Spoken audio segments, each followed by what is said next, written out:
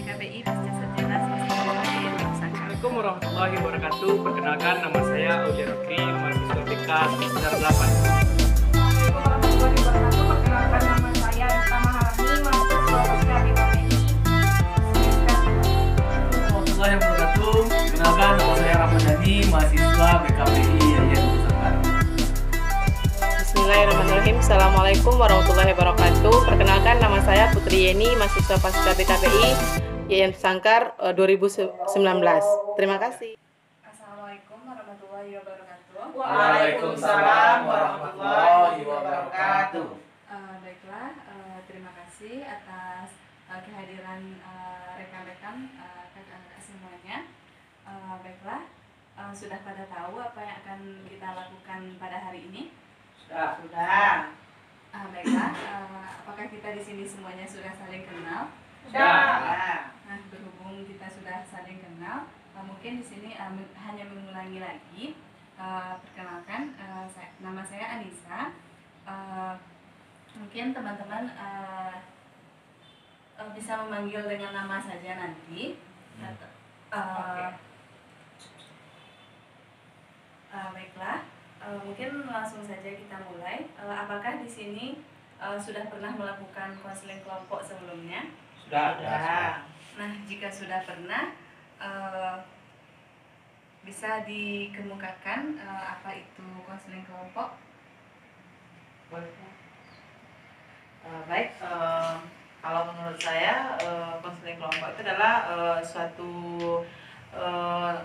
kegiatan berkelompok yang mana nanti membahas masalah-masalah dari anggota kelompoknya. Mungkin itu dari saya. Terima kasih kepada Kak Putri. Adakah pendapat yang lain? Ya, silakan. Baik, menurut saya konseling kelompok itu adalah suatu layanan dalam BK di mana kita melakukannya dalam layanan BK itu dalam bentuk kelompok, dan di dalamnya kita membahas permasalahan anggota tersebut dengan memanfaatkan dinamika kelompok. Oke, terima kasih. Ada lagi yang ingin berpendapat? Sepakat. Baiklah, di sini akan diulangi lagi.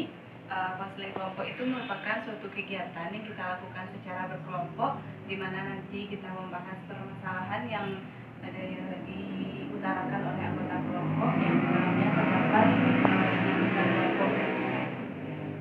Baiklah, untuk diulangi lagi, di dalam kegiatan konseling kelompok ini ada beberapa azas yang kita lakukan. Yang pertama yaitu kerahasiaan, di mana apapun yang kita bahas di sini nanti itu hanya kita saja yang tahu, kelompok ini saja, dan tidak dibawa keluar kecuali atas seizin anggota kelompok semuanya.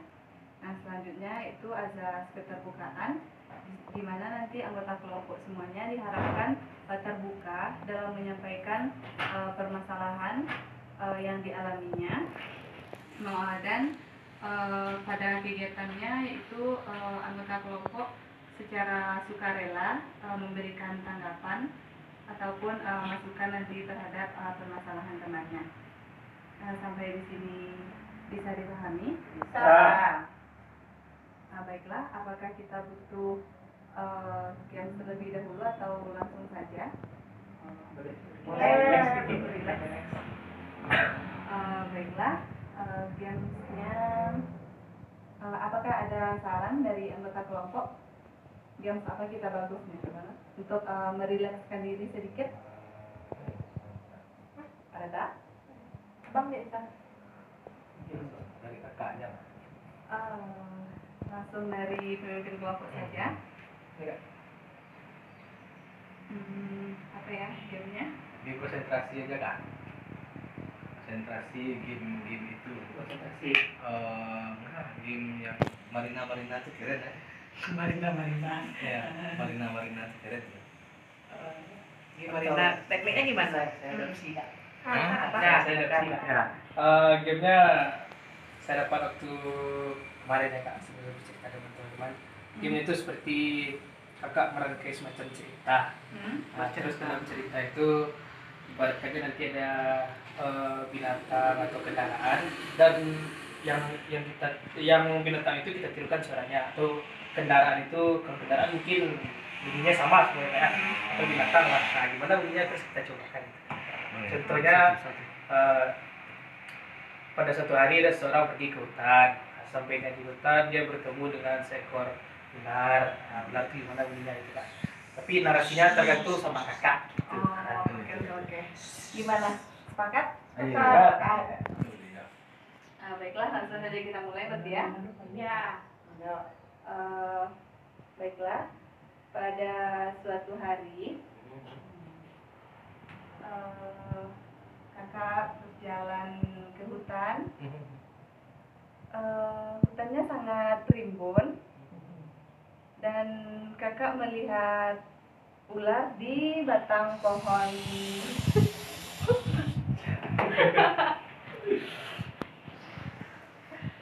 Dan kakak lanjut berjalan menyusuri hutan. Di dalam hutannya terdapat sungai dan di sana kakak melihat ikan.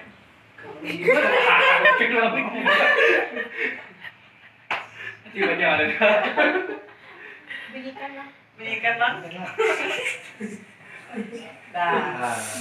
Udah relax. Udah. Asik. Itu jebakan. Baik, langsung saja. Berhubung kita udah relax sedikit, di sini masalah siapa yang akan kita bahas?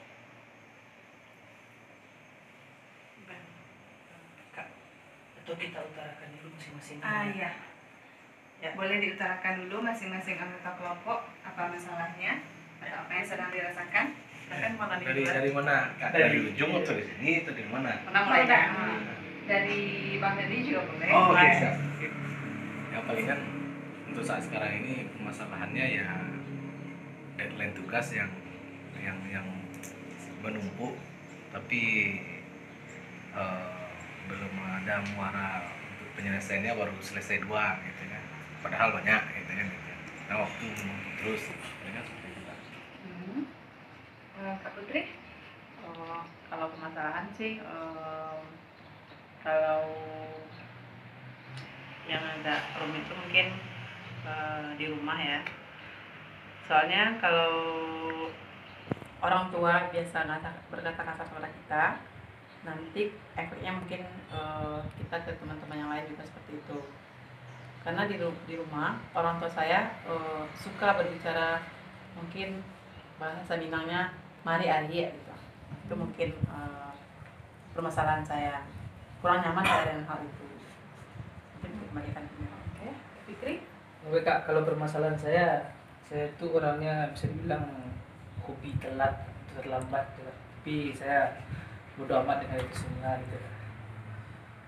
Oke. Nita gimana? Masalah yang saya hadapi yaitu patah hati karena mungkin akibat pandemi jadi LDR. Oke, tadi udah dikemukakan masing-masing masalahnya. Salah Bang Nani tadi tentang tugas yang menumpuk, Kak Putri tentang ada permasalahan di rumah, Fikri yang hobi telat, Rita yang LDR. Kira-kira masalah siapa yang akan kita bahas terlebih dahulu? Ladies first.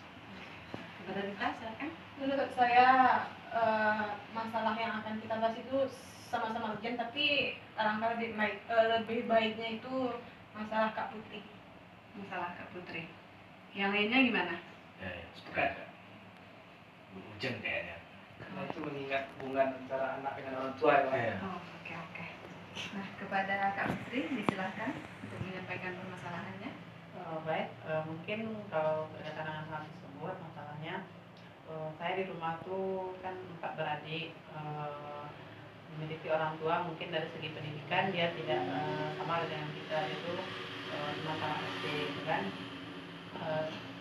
Kita sama tahu kalau untuk soal mendidik orang yang pernah mengecam pendidikan yang tinggi dengan yang tamat SD itu kan berbeda. Cuman hal tersebut terjadilah dalam keluarga saya, bahwasanya dalam segi berkomunikasi dan dari segi menasihati, mungkin orang tua lebih sukanya itu dengan berkata kasar, bukan dengan pola asuh yang baik gitu. Jadi saya di rumah tuh kan 4 beradik, memiliki orang tua, mungkin dari segi pendidikan dia tidak sama dengan yang tamat SD gitu kan. Kita sama tahu kalau untuk soal mendidik orang yang pernah mengecam pendidikan yang tinggi dengan yang tamat SD itu kan berbeda. Cuman hal tersebut terjadilah dalam keluarga saya, bahwasanya dalam segi berkomunikasi dan dari segi menasihati, mungkin orang tua lebih sukanya itu dengan berkata kasar, bukan dengan akhirnya mungkin saya di rumah tuh nggak betah dan suka mungkin pergi lebih nyaman dengan teman-teman yang lain daripada di rumah gitu. Pokoknya saya paling lama di rumah tuh paling sehari, kalau nggak 2 hari paling lama gitu. Setelah itu saya nanti pergi lagi main-main sama teman, walaupun nggak tahu manfaatnya apa gitu kan. Mungkin itu jadi beban buat saya gitu. Oke. Apakah ada yang ingin merespon terlebih dahulu? Oke, pada Rita silakan. Sebelumnya saya ingin bertanya, kapan puncak atau kapan beban itu benar-benar Kak Put rasakan dari fase-fase yang Kak Put alami, kapan benar-benar berat rasanya? Ya, kalau berkaitan dengan kapan dirasakan tuh mungkin saya merasakannya ketika ketika kita dalam kuliah, beban kita sedang banyak, atau kita lagi ada banyak masalah, dan tanggapan orang tua pun seperti itu akan menjadi suatu polemik bagi kita, dan itu kita berharap mendapat sandaran, ternyata bukan dapat sandaran gitu. Itulah yang paling saya rasakan ketika permasalahan memuncak. Mungkin itu. Berarti kan tidak setiap hari orang tua seperti itu. Hampir rata seperti itu terus kalau berbicaranya. Kalau berbicara kasarnya, pokoknya dari segi komunikasi tetap selalu kasar. Itu hanya pada kakak atau juga pada adik-adik yang lain? Karena saya jarang di rumah ya, dan saya kurang tahu juga. Tapi kalau ketika pada saya, rata-rata seperti itu. Saya juga nggak tahu ke adik-adik yang lain gimana, karena saya ngekos di sini gitu kan. Oke, sama berarti. Tapi Kak, mungkin sebenarnya sedikit ingin bertanya Kak. Istilahnya polemik tersebut atau kejadian tersebut memang sudah istilahnya dari kakak kecil Kak, atau emang seperti yang dikatakan tadi itu puncaknya emang Fase-fase perkuliahan. fase-fase istilahnya semenjak Kak berkuliah atau kapan gitu? Atau emang dari bawaan udah dari kecil udah kayak gitu atau gimana itu Kak? Kayaknya iya, mulai dari kecil, bukan hanya sekedar pas kuliah, dari kecil. Sama namanya?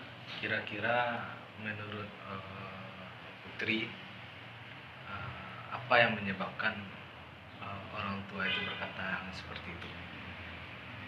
Kalau menurut saya sih mungkin faktor kebiasaan di kampung gitu ya Bang. Karena di kampung itu orang emang notabene suka bicaranya mari-ari gitu. Kalau yang di kampus atau dan tanda-tanda dengan pendidikan, kalau ketika orang berbicara seperti itu kita mungkin rasanya orang marah atau gimana gitu. Tapi mungkin karena di kampung udah biasa seperti itu, akhirnya ketika saya balik kampung terasa itu tuh, oh ya Allah, marah mungkin mah atau gimana gitu. Kira-kira menurut Putri, orang tua Putri sayang nggak sama Putri? Sayang Bang. Sayang. Kira-kira apa yang dilakukannya itu wujud kesayangannya atau bagaimana? Mungkin juga kesayangannya. Karena selama ini saya tidak menyadari hal itu gitu. Kadang orang tua kan tidak pernah marah tanpa alasan pada kita. Pasti orang tua ingin yang terbaik untuk anaknya gitu. Mungkin marah itu merupakan bentuk perwujudan rasa sayang pada orang tua sama anak gitu. Pernah Kak Put merasakan gitu? Mungkin juga kadang saya kayak telat pulang langsung marah-marahin. Mungkin dia khawatir dengan saya. Saya tidak menyadari itu. Ya. Ya, kadang kalau orang tua pasti tidak akan pasti ingin sesuatu yang terbaik untuk anaknya, dan gak yang mengekspresikan wujud sayang itu kan tergantung orang tua. Kira-kira menurut Putri wajar nggak kalau seandainya kita melakukan sebuah kesalahan dan orang tua menegur kita dengan gayanya, wajar atau tidak? Wajar, tapi jangan teriak-teriak. Mungkin itu yang salah menurut saya. Tapi kalau yang wajar dia marah, wajar, tapi kan orang tua kita. Oke, silakan. Sebenarnya yang ingin saya kemarin ini seperti ini Kak. Apakah Kak pernah menanyakan kepada tadi Kakak berempat ya Kak? Iya. Istilahnya kepada saudara-saudara Kakak yang lain, apakah istilahnya emang seperti, apakah Kakak pernah bertanya gitu? Maksudnya apakah hanya kepada Kakak saja seperti itu atau kepada yang lain juga merata gitu? Kalau bicaranya sama kayaknya. Kalau pernah ditanya sama adik yang SMP, tanya, oh, kawak udah tua nyanyi. Oke, siapa yang lebih dahulu? Lanjut lebih tua. Kira-kira pernah nggak Putri mencoba mengutarakan apa yang Putri rasakan kepada orang tua? Nggak berani. Nggak berani. Iya. Silakan Rita. Menurut saya, mungkin saya juga merasakan apa yang Kak Put rasakan dengan notabene pendidikan orang tua yang tidak sama, atau bahkan ya ayah saya SD, ibu saya kadang tidak tamat SMP walaupun ingin sekolah, tapi tidak, material tidak mendukung, orang tua pun tidak mendukung. Saya juga sering seperti itu, tapi saya diamkan aja. Mungkin bentuk perwujudan sayang orang tua Kak Put itu agak gimana ya, kan udah jadi kebiasaan yang mungkin kalau udah tua ya sulit diubah. Jadi kita harus banyak-banyak ngerti gimana orang tua.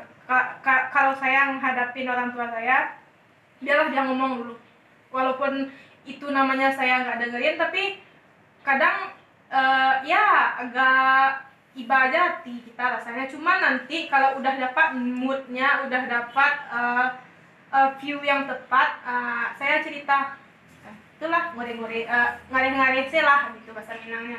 Itu untuk tujuh lah ya. Padahal di sela-sela kita bisa melihat waktu yang tepat, itu bisa diselipkan. Assalamualaikum. Kak, Ya, silakan Fikri. baik Kak, mungkin senada dengan yang disampaikan oleh Bang tadi yang Kak Ita tadi ya Kak ya. Mungkin seperti ini Kak, tadi kan Bang ini menanyakan apakah pernah mengutarakan ya Bang ya, dan jawaban dari Kak Put istilahnya tidak berani. Nah bagaimana kan kalau memang istilahnya rata keempatnya istilahnya diberlakukan seperti itu, bagaimana kalau Kakak istilahnya mencoba bersama-sama dengan saudara-saudara Kakak untuk bersama mengutarakan hal tersebut gitu Kak kepada orang tua. Nah, itu kalau mencoba memberikan sedikit solusi lah, atau jalan lah. Gimana? Silakan Mbak Nani. Ya, mungkin kalau seandainya menurut Putri, perlu nggak orang tua kita membicarakan hal itu kepada orang tua kita? Perlu. Kalau seandainya perlu, rasa-rasanya pada momen-momen apa kira-kira menurut Putri cocoknya hal itu diutarakan? Mungkin kalau seandainya lagi santai, seperti siap makan malam, itu duduk-duduk santai nonton, mungkin bisa disampaikan.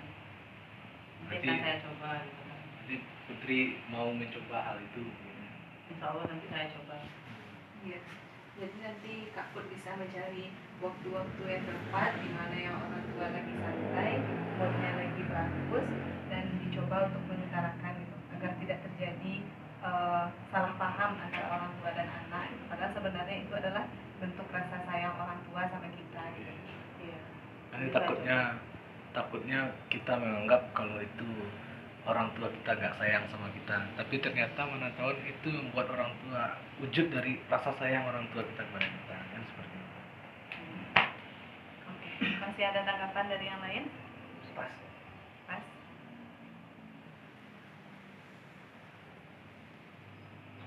Terima kasih banyak kepada teman-teman yang lain. Mungkin saya akan mencoba untuk berbicara dengan orang tua saya.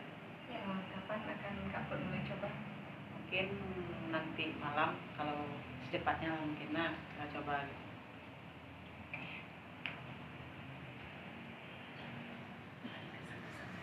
Baiklah. Apa hikmah yang bisa anggota kelompok ambil dari kegiatan yang kita lakukan hari ini? Oke, silakan Rita. Baiklah, hikmahnya pertama kita harus berpandai-pandai dan mengetahui gimana sebenarnya orang tua kita. Pasti dia sayang, cuman cara dia menyalurkan dan memberikan rasa kasih sayang itu berbeda-beda. Oke. Ada lagi yang ingin berpendapat? Oke, Nani? Ya. Ya, mungkin hikmah yang bisa diambil dari apa yang kita diskusikan ini, pimpinan kelompok, mungkin kalau menurut saya ya, apapun yang kita rasakan itu perlu dikomunikasikan.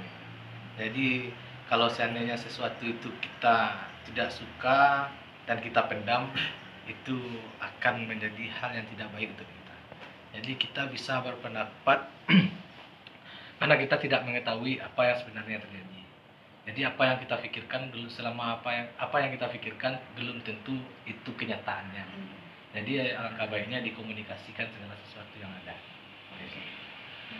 Ya, silakan Kak Put. Baik, terima kasih kepada anggota sekalian. Dengan diskusi tadi mungkin saya lebih jelas apa yang mau saya kerjakan nantinya, dan saya tidak berpersepsi lain lagi kepada orang tua saya. Saya berharap semoga saya bisa mengomunikasikan dengan orang tua saya dan mereka bisa paham saya dan saya bisa memahami mereka. Terima kasih banyak. Oke. Nah, selanjutnya bagaimana kesan dan pesannya?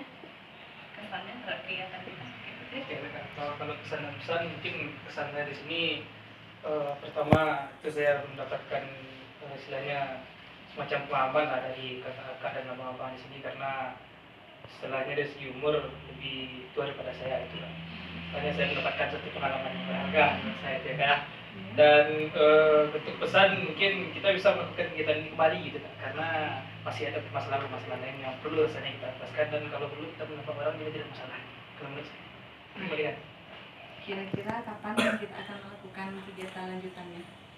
Bisa nanti dikontak atau dikomunikasikan lewat WA. Nanti kita bikin grup WA lah Kak. Ya. Baiklah, terima kasih atas kehadiran kakak-kakak dan teman-teman semuanya. Semoga ada kegiatan manfaat yang bisa diambil dari kegiatan kita kali ini. Kita tutup kegiatan kita dengan membacakan Alhamdulillahirrahmanirrahim. Baiklah, saya akhiri dengan Assalamualaikum warahmatullahi wabarakatuh. Waalaikumsalam warahmatullahi wabarakatuh.